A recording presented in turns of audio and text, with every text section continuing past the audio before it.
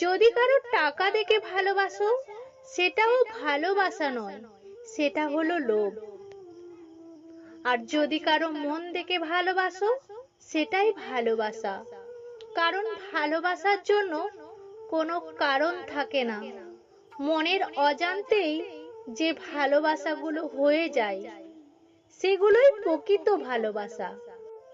স্বামীবিহীন হয়ে দেখো, কারো চোখে তুমি আপদ, কারো চোখে তুমি বোঝা, আর কারো সমাজের চোখে তুমি হয়ে যাবে অসৎ নারী।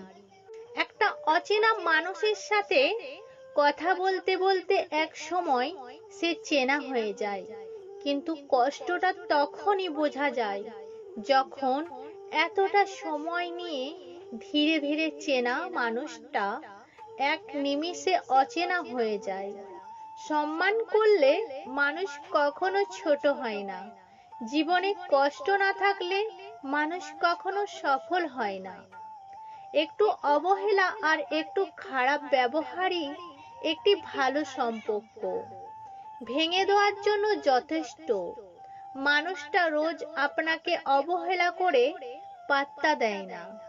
আপনি সকালে মেসেজ করলে তার রিপ্লাই রাত 10টায় দেবে, তবুও আপনি রোজ নিয়ম করে তার কাছে চলে যান অবহেলিত হতে। এরপর একদিন হঠাৎ করে আপনার আত্মসম্মান বোধ আপনাকে ধাক্কা দেবে। সেই মুহূর্ত থেকে আপনি আর সেই মানুষটার দিকে ফিরেও তাকাবেন না।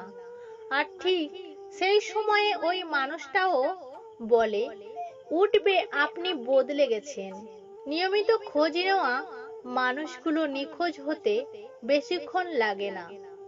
সহ্য করে থাকো, ধৈর্য ধরো, একদিন সুখের দিন তোমারও আসবে। প্লিজ আমাকে ছেড়ে যেও না।